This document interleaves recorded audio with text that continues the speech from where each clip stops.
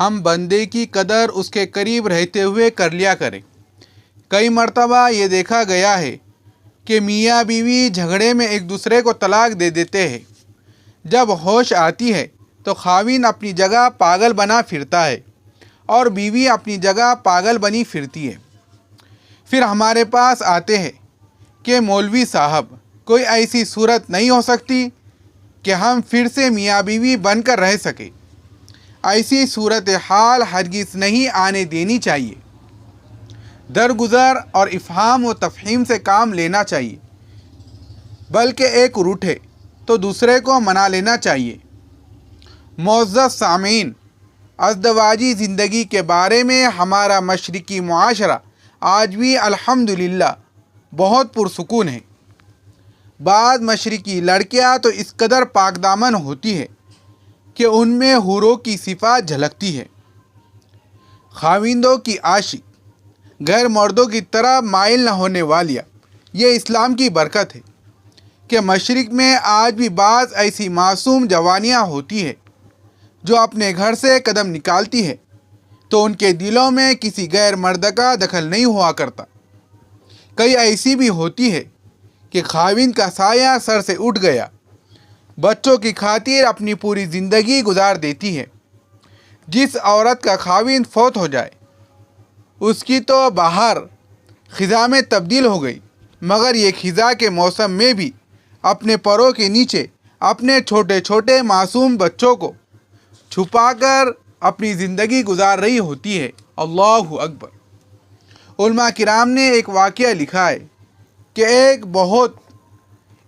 ایک بیوی بہت ہی خوبصورت تھی، جبکہ خاوند بہت بدصورت اور شکل کا انوکھا تھا، رنگ کالا تھا۔ بہرحال زندگی گزر رہی تھی۔ نیک معاشرے میں زندگیاں گزر جایا کرتی ہے۔ ایک موقع پر خاوند نے بیوی کی طرف دیکھا تو مسکرایا، خوش ہوا۔ بیوی دیکھ کر کہنے لگی کہ ہم دونوں جنتی ہیں۔ اس نے پوچھا، آپ کو یہ کیسے پتہ چلا؟ بیوی نے کہا، جب آپ نے مجھے دیکھتے ہی خوش ہوئے تو اللہ کا شکر ادا کرے، اور جب میں آپ کو دیکھتی ہوں تو صبر کرتی ہوں۔ شریعت کا حکم ہے کہ صبر کرنے والا بھی جنتی ہے اور شکر کرنے والا بھی جنتی ہے۔ ہمارا یہ تجربہ ہے کہ ہمارے اس مسلمانوں کے ماحول میں 99% مسلمان بچیاں شادی کے وقت جب رخصت ہوتی ہیں تو ان کے دل میں یہ نیت ہوتی ہے کہ میں نے آج جا کر اپنا گھر بسانا ہے۔ 99% بچیاں گھر بسانے کی نیت سے رخصت ہوتی ہے۔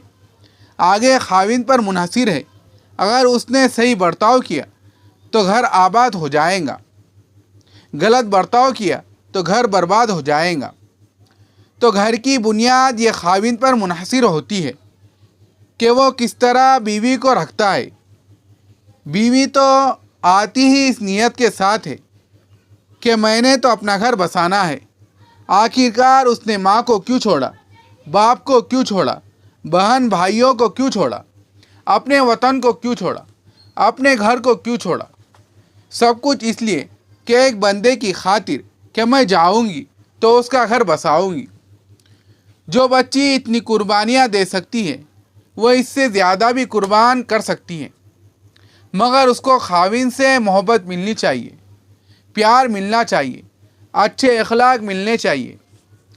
تو اس سے معلوم ہوا کہ خاوند کا برتاؤ اچھا ہو گھر اچھا بن جاتا ہے، خاوند کا برتاؤ برا ہو گھر برباد ہو جاتا ہے۔ اسی لیے کسی نے عجیب بات کہی ہے، جب اینٹیں جڑ جاتی ہے مکان بن جایا کرتے ہیں، لیکن جب دل جڑ جاتے ہیں گھر آباد ہو جایا کرتے ہیں۔ تو خاوند کو چاہیے بیوی کو جو گھر لے کے آئے اب دل کو جوڑے اور اپنے گھر کو آباد کرے۔ دیکھیے پھر اللہ تعالیٰ کی طرف سے کیسی رحمتیں ہوتی ہے۔ اللہ رب العزت ہمیں خوشگوار ازدواجی زندگی گزارنے کی توفیق نصیب فرمائے، آمین۔